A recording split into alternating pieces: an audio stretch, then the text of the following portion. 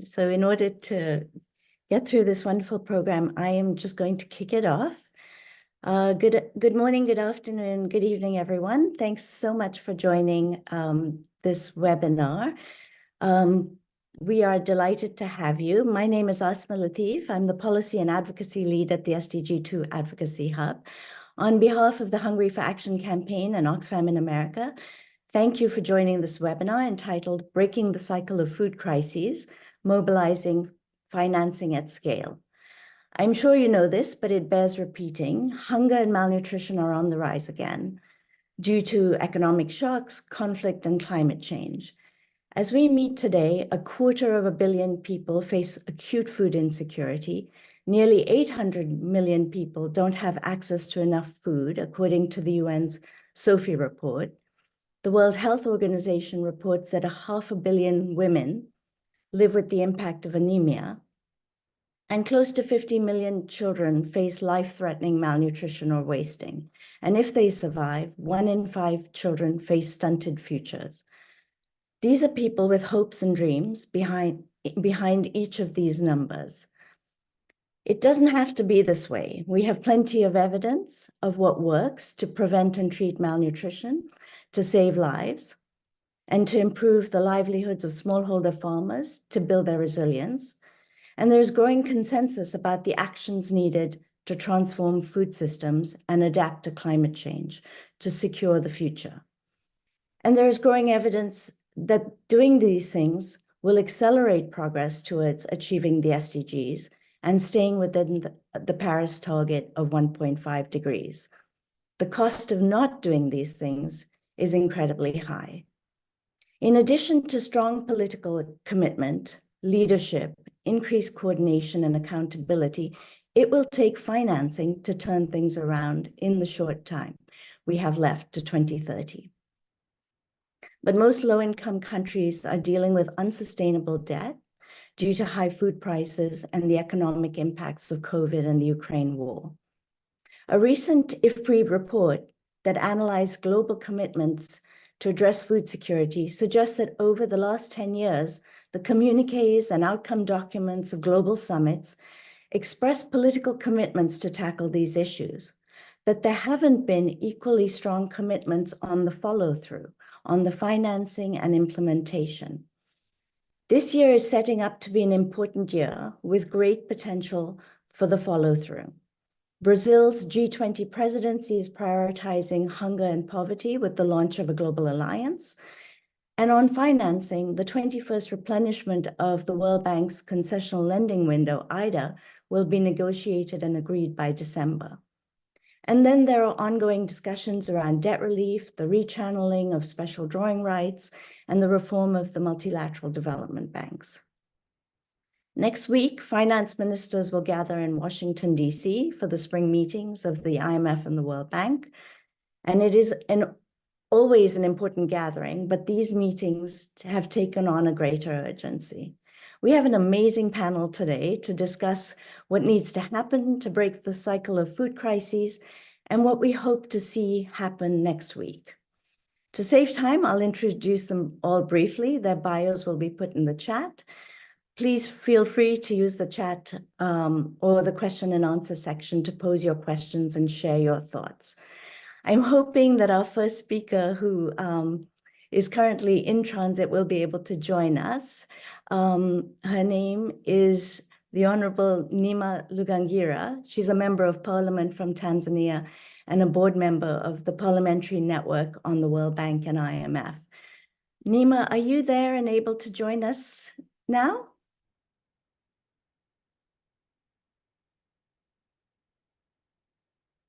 Well, Neema? Okay, hopefully she'll be able to come in soon. I will go to our next speaker, who is Sessi Akoha.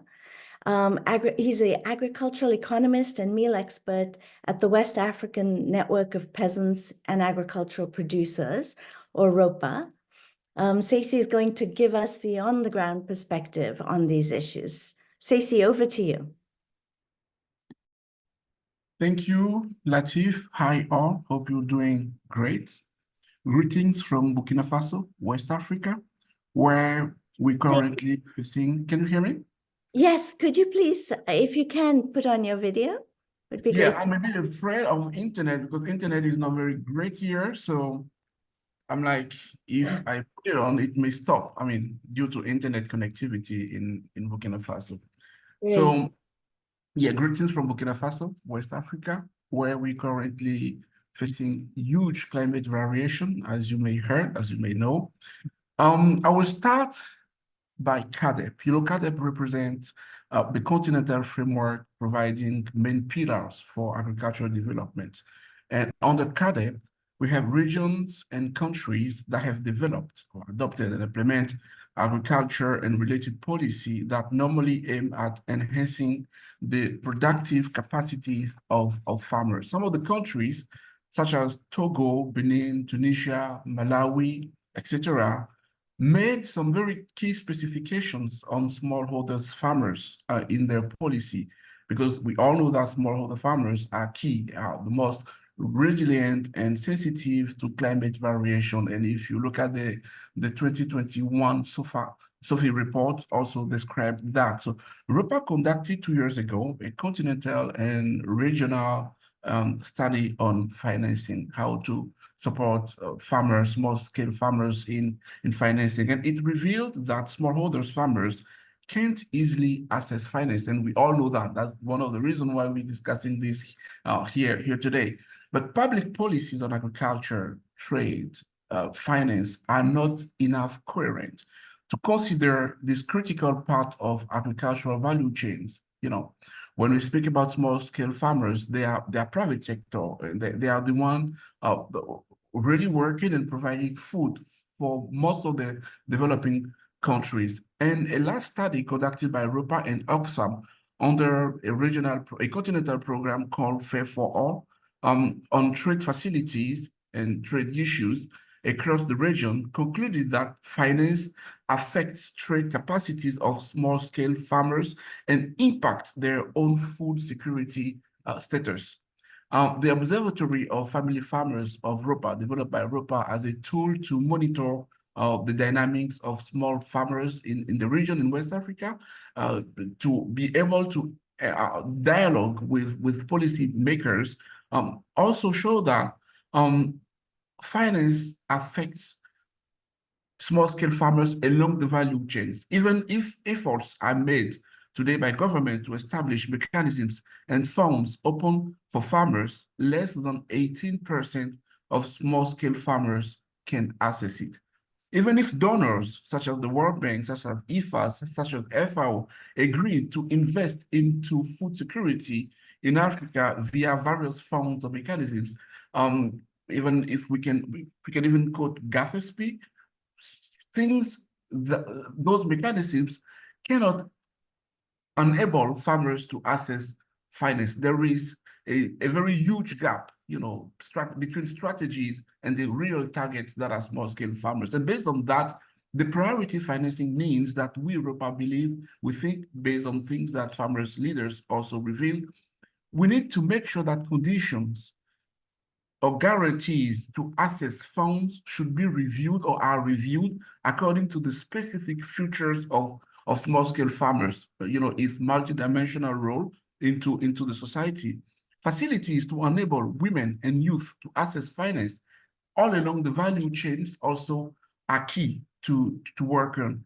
And also supporting research based on smallholders farmers' needs is critical. Facilities to timely access inputs also are critical. So these are the things that I can share with you as an introduction to the topic to respond to Latif's question. Thank you. Thank you so much, Sessi. Zach, let's go to you next. We have, as I mentioned in my opening, this is a critical year, and the World Bank has, in response to the global food crisis, the World Bank made available $30 billion to support low-income countries. In the last year, as part of the World Bank evolution, food security and nutrition have been identified as a global challenge that the World Bank will prioritize. Could you share a little bit more, reflecting on Sessi's comments, about what this means for the World Bank moving forward? How can the Global Challenge Program mechanism help countries enhance targeted financing for smallholder agriculture? Thanks a lot, Esma, and thank you for the opportunity to be part of this timely and important meeting. I'm also happy to join such an esteemed group of panelists. As Esma might have mentioned, my name is Zacharey Carmichael. I'm a senior economist in the World Bank. I specialize in crisis preparedness for food and nutrition security policies and work with over 25 countries to help bolster their preparedness to these devastating crises. I think it's important to recognize, and something you mentioned, Esma, in your opening remarks, is that crisis levels of acute food and nutrition insecurity have actually been on the rise over the last 7 years across the globe. And there are an estimated 250 million people facing those circumstances. That's the highest number we've seen in modern history. I think what's concerning about this trend is that the drivers behind them are actually expected to worsen, whether by climate-induced weather extremes, localized and international conflicts, economic shocks, many other factors. Facing these mounting risks and recognizing that we need to feed 10 billion people by 2050, there are two critical issues at play. First, we need to bring down those drivers, making them less frequent, less severe. Secondly, we need to make sure that we're responding better, faster, and most importantly, together when crisis risks escalate. So while it's still early days, the World Bank is undertaking a series of what we call global challenge programs, one of which will focus on food and nutrition security. The purpose of the program is really to help get SDG 2 zero hunger back on track, putting in place new ways of working across both public and the private sectors. And that effort will be anchored in 3 core action areas. So let me provide a little bit of background on each. First action area focuses on scaling food and nutrition security, crisis prevention, preparedness, and response. We know that countries are woefully underprepared to respond quickly to crisis. This was evident from the COVID pandemic, as well as the more recent outbreak to international conflicts. And the response ecosystem historically has been fragmented across humanitarian and development lines. To address this issue, we'll be working closely with governments and our food and nutrition security partners to ensure that they are better prepared to not only respond, but anticipate major shocks, which could lead to crises, including by supporting governments in their development of what we call nationally owned and led preparedness plans. We also want to focus on mainstreaming the use of adaptive social protection systems and building on national cash programs. Additionally, we are focusing on much needed subsidy and trade policy reforms, while simultaneously seeking to scale up investments in resilient trade, logistics, infrastructure, and the like, so that we can lower food and agricultural input prices. I think this is kind of related to what my colleague just mentioned, and enhance that kind of crisis response. Second area I just want to mention is to scale innovative cross-sectoral solutions for nutrition and healthy diets. Many of our poorest and middle-income countries face a triple burden of undernutrition, micronutrient malnutrition, and counterintuitively, overweight and obesity. We want to tackle that triple burden by using public-private partnerships, working closely with philanthropies, and we want to help address global supply constraints for critical nutrition interventions. To name a couple, there's a lot of research that's showing the use of small quantity lipid-based nutrient supplements and multiple micronutrient supplements are really, really important.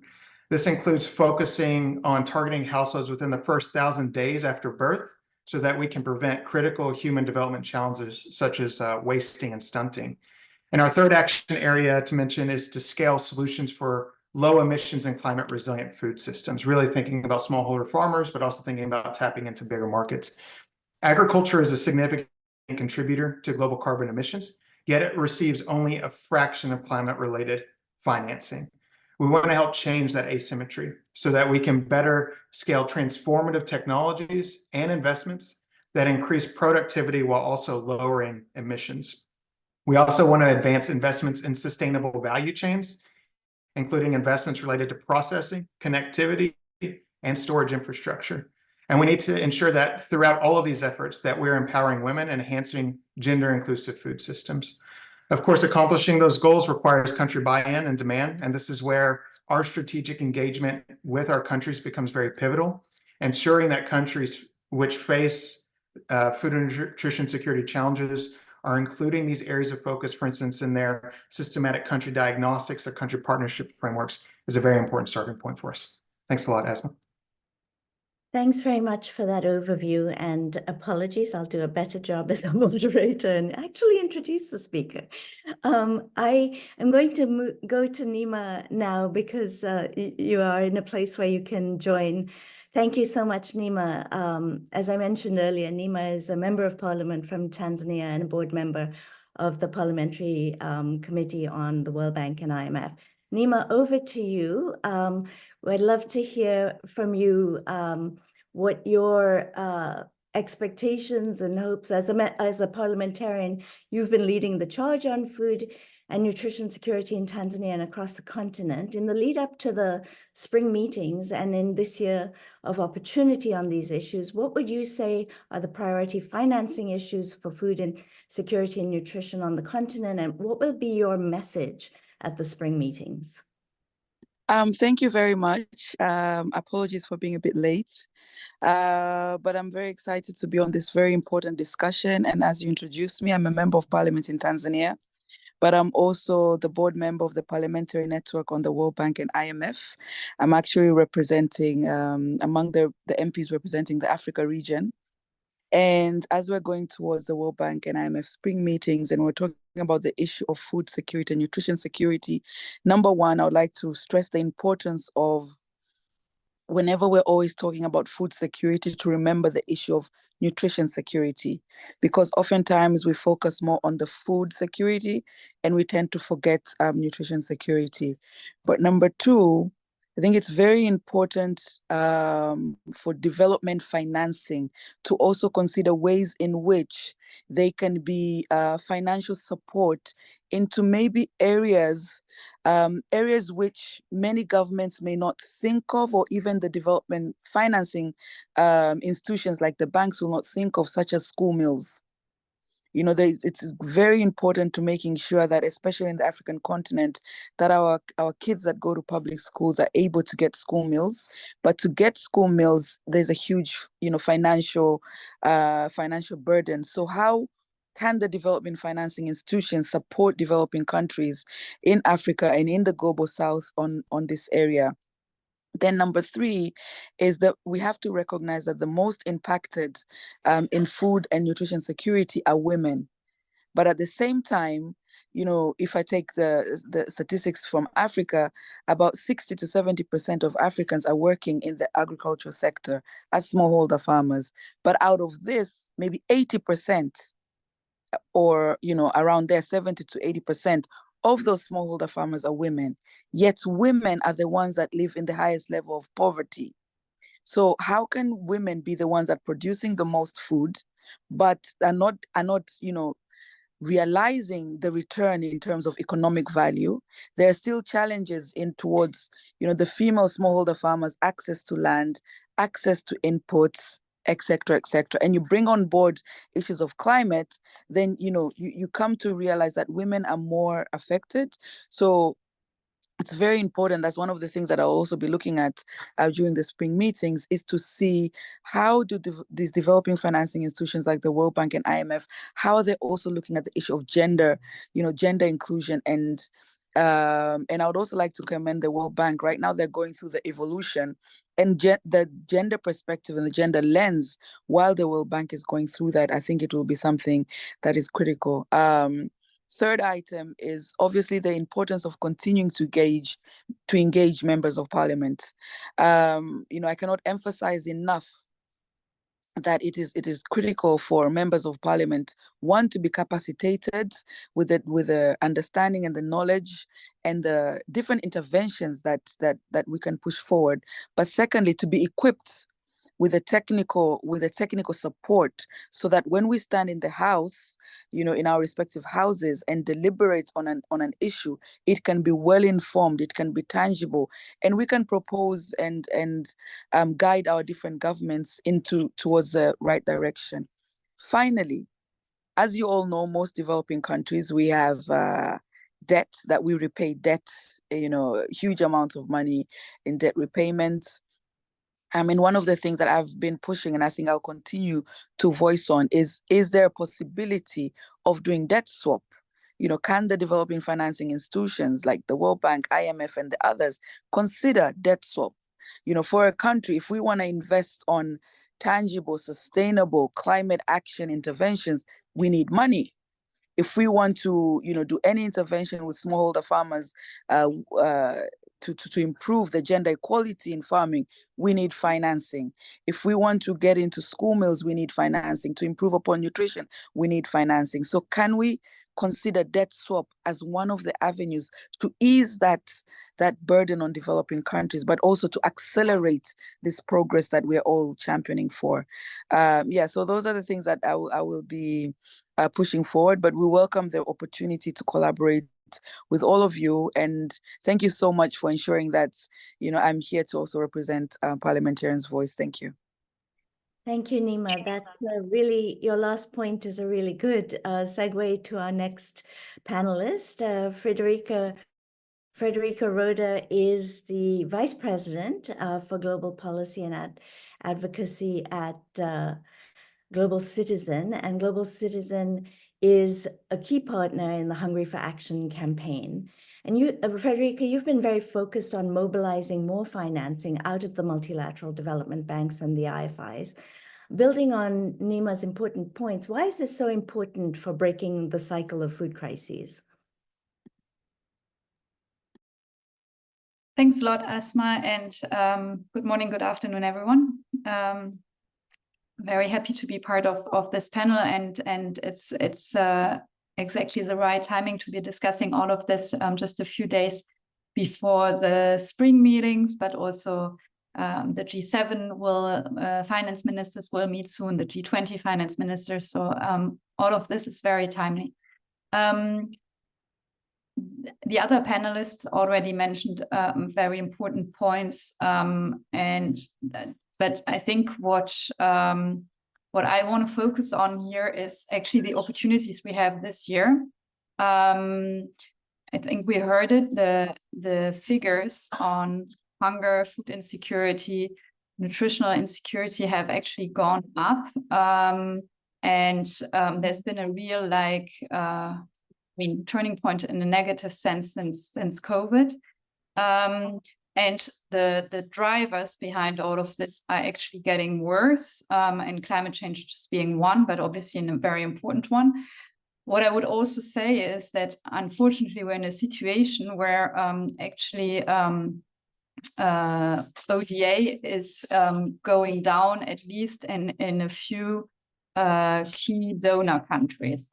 We're expecting actually the OECD to publish the new figures tomorrow, so we'll have a better sense of what it means globally. But in general, what we've already seen over the last few years is that ODA in general increased, but ODA going to the poorest countries actually decreased. And then we also know what's happening in some countries like UK, Germany, France. So this is not looking great, but I really think that 2024 can be a turning point again in a positive sense. So you already mentioned there's been obviously this drive towards global financial reform, which has now been on the agenda for 2 to 3 years, which is obviously very encouraging. I think this whole question of how actually can we change, reform, reset the system so that it actually works for those that need it most. So the poorest, the most vulnerable countries, and also obviously the poorest and most vulnerable population groups within each country. So I think that's definitely great. I would also say it's been mentioned as well, the solutions are actually there. It's now actually a question of getting the financing and the right adequate financing to these solutions. And then also I would add, I mentioned this at the start, we actually have this year maybe also the political opportunity with the G7 led by Italy and the G20 led by Brazil, actually both prioritizing hunger, the fight against hunger, against poverty, and against food insecurity. Obviously, we need to see how this translates into real action, but it's something that we haven't had in years. So I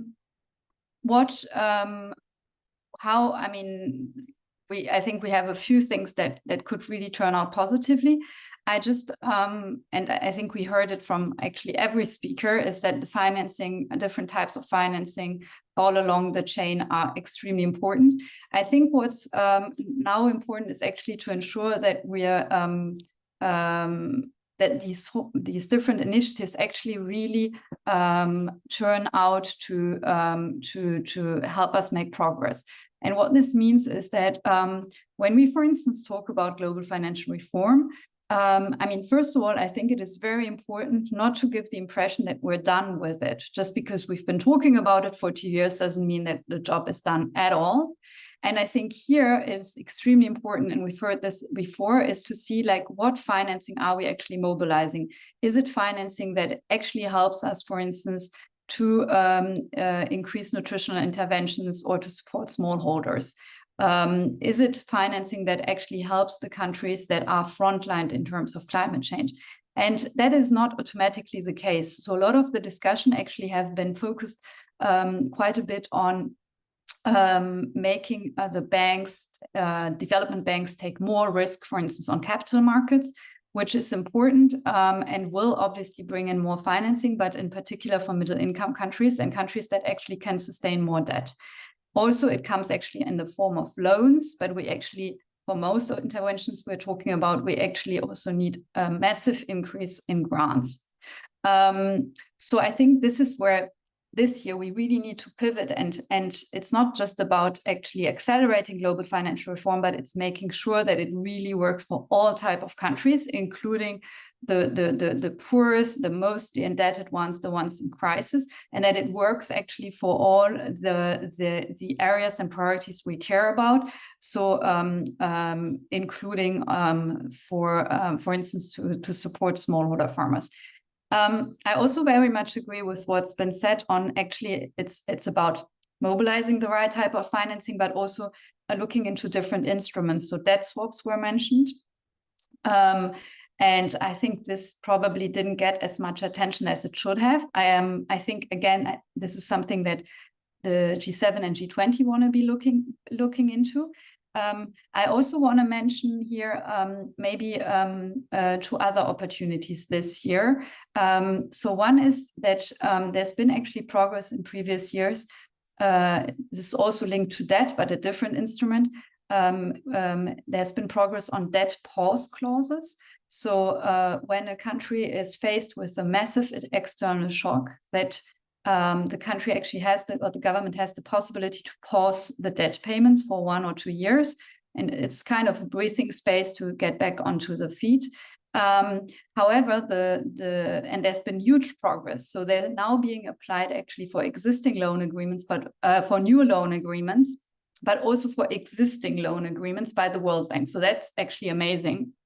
However, what we see is that it only applies to small island developing countries, so not all low-income countries, and also the triggers for the government to use these clauses are very limited to tropical storms and earthquakes. For instance, what one could imagine, what happens in a case of a famine, or if there is, which is very often actually caused by an external shock. So that could actually also be in a trigger that could be added and would really make a difference. Again, it's just one piece of a bigger puzzle, and I think it's important to look at the broader puzzle.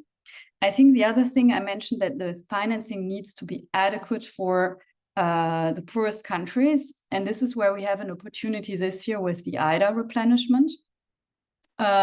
which is coming at the end of the year. And IDA is obviously the piece of the World Bank, part of the World Bank that is actually designed to support countries, including through grants, and also funds part of the crisis window and so on. So it is critical for a lot of areas, but including for supporting food security, agriculture, and smallholders. Yeah, I'll stop here. Yeah, and hopefully Zach can say more when he comes in again about the process for IDA replenishment. I'm going to go back to Sessi to ask a next round of questions, and then hopefully we can come back to the rest of the audience for their questions. So Sessi, from your perspective, what does success look like in the post-Malabo process? You mentioned it earlier, and in these global discussions, as Frederica has outlined, around the issues that you mentioned earlier. Thank you for that question. Can we really talk about success regarding post-Malabo decisions? I don't know whether we can talk about success or lessons learned, or I mean, some key improvement or some key changes that have been made. I'd rather say there are little changes that have been made in West Africa region and more globally when we take it from PAFO perspective, with the Pan-African Farmers Organization perspective, very little has been done.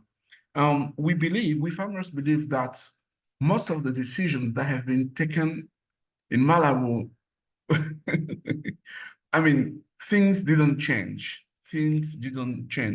ROPPA did in 2022 an internal analysis to deeply look at the changes, the main results that we can take from farmers' perspective regarding post-Malabo decisions. And the conclusion is that things are well written in the documents, the policies are well taken, but weakly implemented. The changes are very, very small, but still there are changes. There are changes, and this represents the first step in the overall change that can be seen. The GAFSP is a kind of mechanisms. GAFSP is the mechanisms to support farmers' organization, to support public policy makers, to support private sectors. We can consider GAFSP as a key success. Because donors from countries decided to put some money into a single basket to support food security, especially in West and in Africa and in Asia, and to put on board civil society organizations so that they can have their voice on all the projects that are supported, that are financed.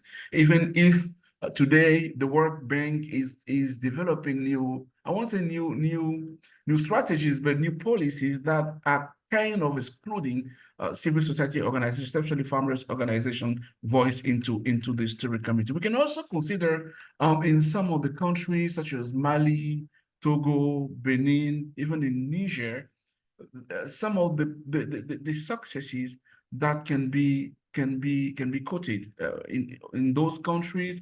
The public policy makers the government have been able to put in place some of the mechanisms to support small scale farmers, even if the requirements are very cannot be met by the small scale farmers. And the question that we've been asking, we've been wondering, and we've figured out is, how do we make sure that the decisions are well implemented? We have written a policy brief, a paper note to dialogue, to engage a dialogue with ECOWAS, with AU regarding that. The process is on, and we believe that after discussing with them, we can push for new changes. Yeah, thank you. Over. Thank you so much. That was great. I want to go back to Zach to speak a little bit about the IDA replenishment process and Perhaps you could help the audience understand the process a bit better. How can civil society potentially engage in this replenishment process? And how do you see this financing platform addressing food security and nutrition? Yeah, thanks a lot, Asma. And I've been furiously taking notes that the other speakers have been mentioning, although I don't think I have enough time to get through most of them.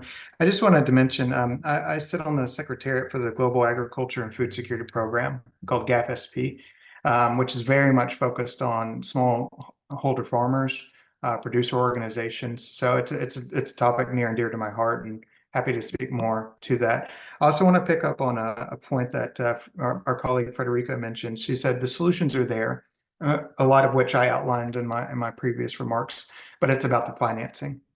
And unfortunately, at least from my view, fragmentation has really been the king in this space. And it's also important to note that there's a lot that's required to change and help inform and cultivate client demand. We cannot impose things on countries. It must be demanded, and that's an important part of the cycle beyond just the supply side of the financing. We really need the demand side to pick up. On the IDA front, so a couple of things. IDA is a very important source of financing, particularly for the world's poorest countries. Mobilizing a successful replenishment, which occurs once every 3 years, is one of the best investments that can be made. IDA is about scale. It's about delivering change.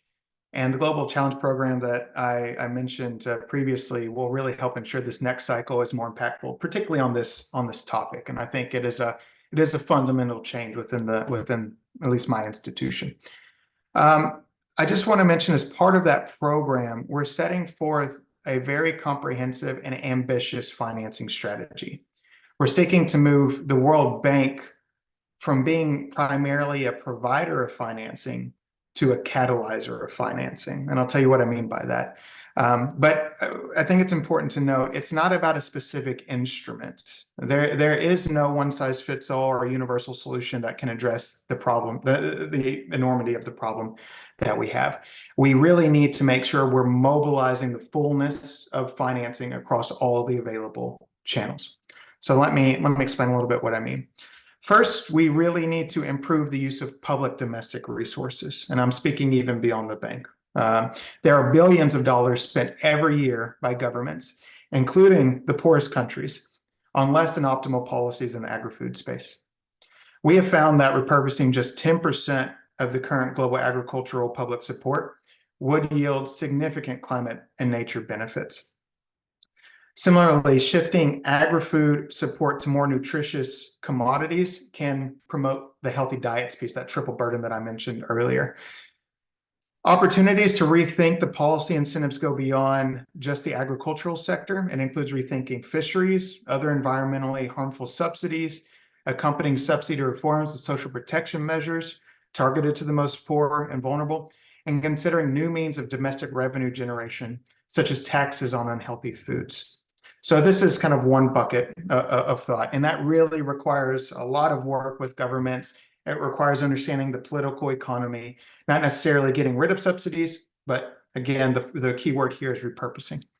Second thing I'd like to mention is we want to make better use of public international resources. And I'll include a chat or a link in the chat for everybody, but I really want to draw everyone's attention to the World Bank's newly expanded crisis preparedness and response toolkit.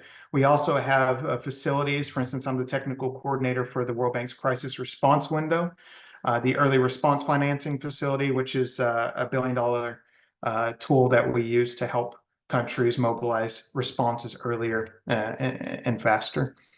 The third bucket we really need to look at is seeking more concessionality through co-financing, climate finance, and finding better ways to tap into and create opportunities in the carbon markets. We really think that promoting greater access to those carbon markets will be a game changer, particularly in advancing climate action. It also includes promoting innovative financing structures, such as results-based climate finance.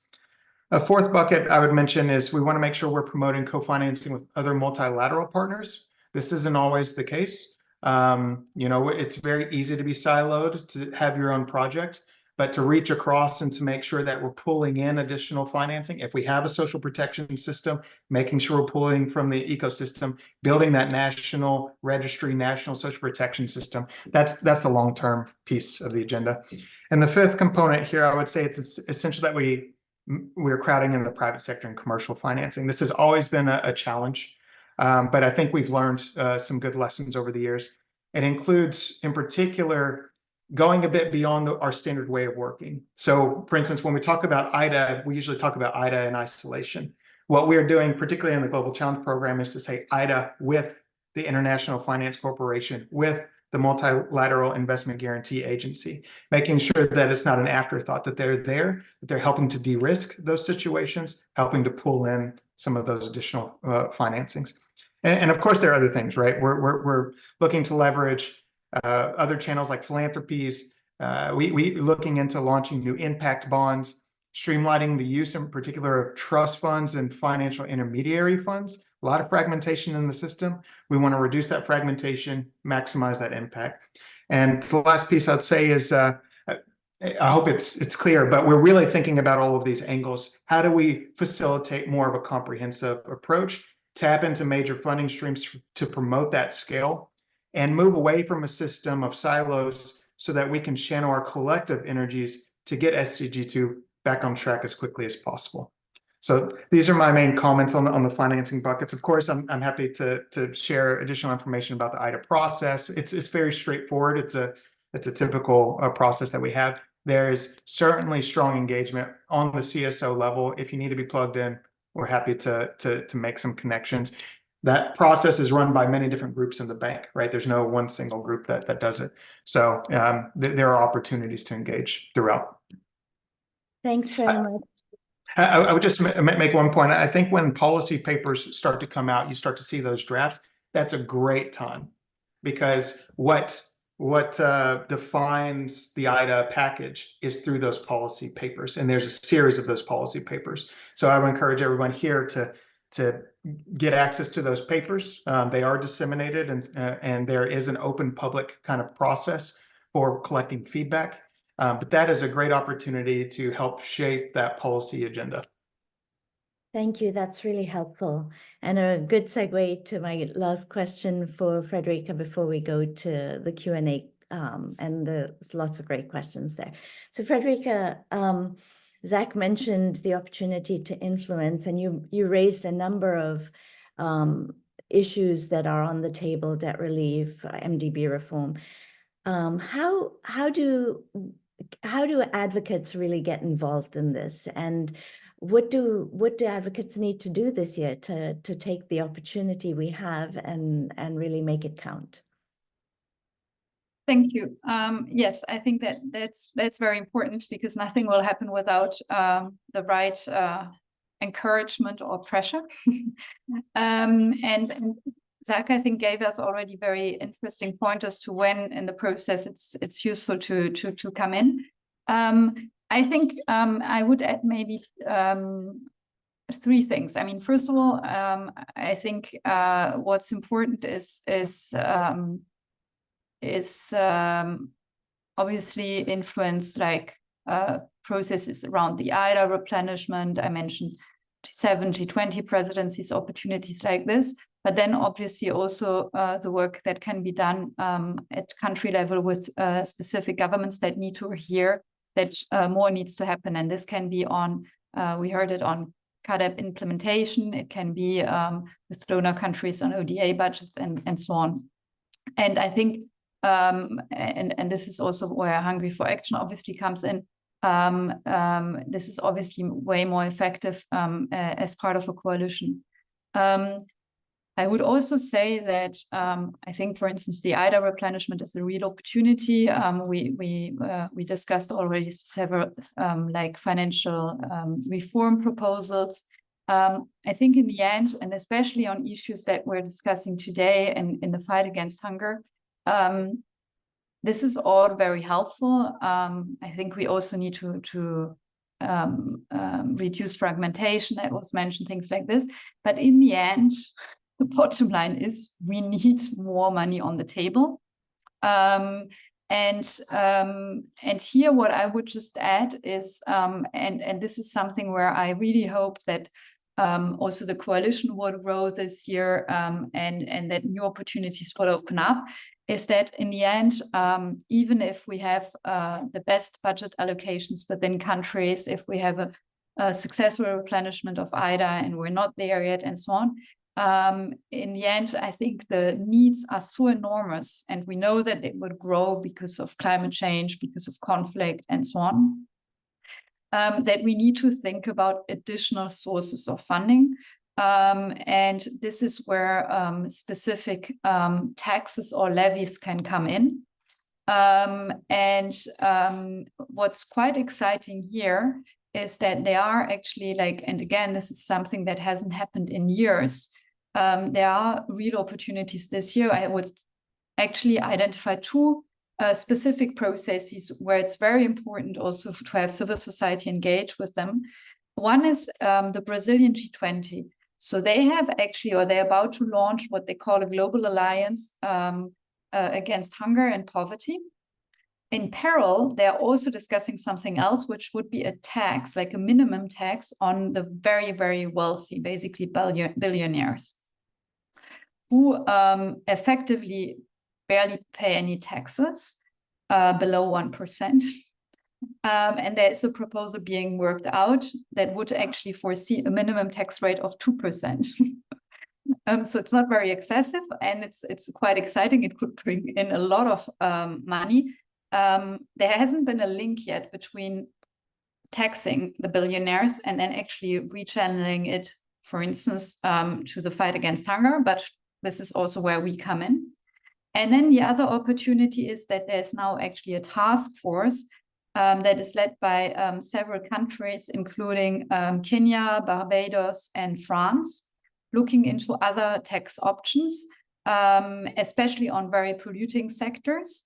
Again, the idea is here to actually work out a few proposals quite quickly, and then find a group of countries that is willing to go ahead with it, not waiting for global consensus or whatever. So the idea is here actually to make progress within the next 18 months. But again, I don't think anything of this will happen automatically. And this is, I think, where it's important that civil society comes in. And I know that this is also, one of the things that Hungry for Action will focus on. Thank you so much, Frederica. You've given us a menu of ways that civil society can engage and issues on which we can engage. We have some great questions in the chat. I'll start with, there are a couple of questions around how smallholder farmers can access the financing that's needed. And a question for you specifically, Sessi, on the CADIP process. So yeah, any thoughts you have on the financing piece, how smallholders can finance, Sessi? Yeah, thanks for the questions. For the first one regarding the CADIP process, yeah, PAFO, which is the Pan-African Farmers Organization, is trying to appoint some of the key things that can be seen into the new CADIP and then shared within the regions and then the countries. But two main things can be said. The first one is a policy that is small-scale farmer-centered, so that is promoting smallholder farmers mostly, but not a mix of them, because some of the policy are not clear about it. And then the policy that is promoting resilient and climate-sensitive practices, climate-smart agricultural practices, such as agroecology. That is a practice that is fully supported by ROPPA. The other question is regarding, can you remind me? I'm trying to see it in the chat that I can't. How can smallholder farmers access the financing that they need? What are the mechanisms? And this is Okay. also a question for Zach as well. So yeah, any thoughts? Okay. Basically, we have three main pillars to access finance. There is the mechanisms to access inputs, so that small-scale farmers in their countries can directly access inputs in their countries via the MFI, the microfinance institution at the local and national level. There are some funds created by the government at the national level to enable farmers to access funds for agricultural campaign. The second one is farmers' organizations themselves can access some funds via IFAD, FAO, such organizations to implement projects at the national level or multi-countries projects at the regional level. And then the last one, which is a new one, which is called the e-Green which is a financing a climate financing mechanism that is under development, is also willing to go deeply at the national level to enable farmers' organizations to access funds. All kind of pillars are there. Funds that can enable them to access seeds, inputs, to go to research, to improve their research capacities, to improve the local, the national research institution, so that they can develop a very tight connection with the small-scale farmers to provide them with appropriate results or appropriate devices or tools that can enhance their productivity. So these are the financing mechanisms ongoing at the regional level. In West Africa, for instance, ECOWAS, which is ECOWAS, the regional bodies of Western African state, developed a tool which is called FRDA, a regional fund to support the agricultural development, but is not functional. Is not functional. That strategy, that mechanism should normally be supportive of the national funds into the ECOWAS country, but that's not functional. And we have been raising this point with ECOWAS, even WIMO, which is the Francophone or the CFA countries, group of countries, also developed a mechanism which is called FIR, which is a little bit more well implemented than the ECOWAS funds, but still not enabling small-scale farmers to access finance. Farmers themselves have developed strategies, mechanisms to mobilize funds and to keep supporting themselves at the local level. Thank you. Thank you. Sorry. We're quickly running out of time, and I really want to get to Zacharey to provide some closing remarks. There are a couple of questions around IDA. One is, how do we make sure that it gets focused on food security and nutrition? From Lydia, do we need a special lens or theme on food security and nutrition? How can we get IDA to move more quickly? And how can we make sure that IDA is addressing inequalities? Those questions coming from Oxfam as well. We're not going to be able to get to all these questions, but Zach, Frederica, if you want to come in on those really quickly, and then we'll turn to Zacharey. Yeah, thanks a lot. I think these are really good questions. I'll just take a minute, then turn it to Frederica if it's okay. As I mentioned, there's a new Global Challenge program. It's on food and nutrition security. I really think that this will be a game-changing program. It's the first time that you're really seeing the entire World Bank institution coming together on this issue. Just to give you an example, 22 teams across human development, which would include social protection, health and nutrition, sustainable development, that includes water, urban, agriculture, to IFC, MIGA, coming together on a weekly basis to develop this program. And that's why you have those three action areas. We're about crisis prevention, preparedness, and response, about the nutrition side, about the climate piece as well. These were the three areas that consensus was, or we gained consensus on, and that we also consulted extensively outside. So I don't think we need a new theme or anything. I think it's about more garnering support, making sure that there's some voices coming out saying, we really want this global challenge to move forward. I think when you read the global challenge paper when it comes out publicly, you'll see that it really is intended to be a comprehensive effort. We also have a new corporate scorecard that's coming out that's very focused on making sure we're tracking food and nutrition security, enhancing it for millions. I also want to mention we're, as part of the Global Challenge Program, putting in place a new task force that includes partners from procurement, our safeguards group, but really focused on enhancing speed of bank project implementation.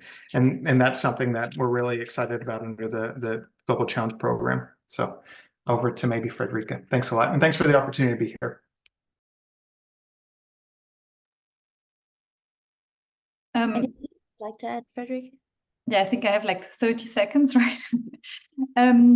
Yes, maybe just on IDA to add, I think what's important for us is that IDA remains as concessional as possible, so that it really can help those countries that don't have access to financial markets, and that especially nutrition remains among the priorities. We mentioned this, we cannot just look at food security, we also need to look at nutritional security.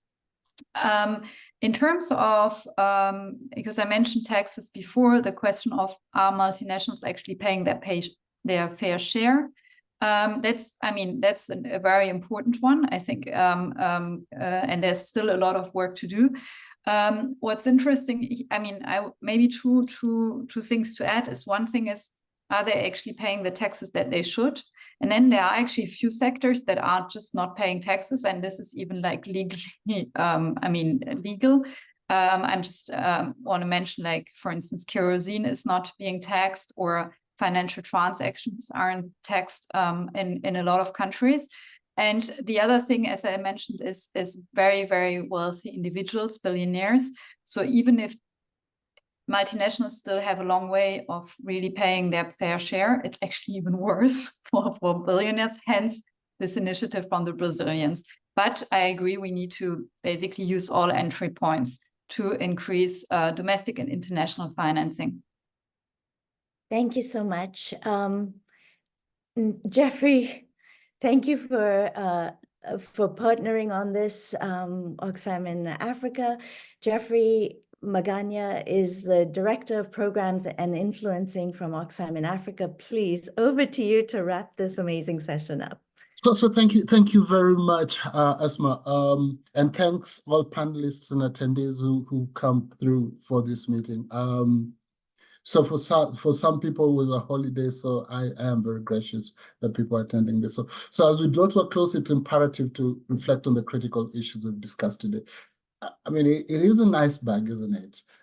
We've discussed just the top of it, and the bottom of it still remains underwater, and we glean into it and we see how climate and debt is such a big issue. So, I mean, if you think about it, in the past few decades, climate-related humanitarian disasters in Africa become deeper, but high levels of debt continue to hamper government's efforts to offer services to deal with these climate disasters.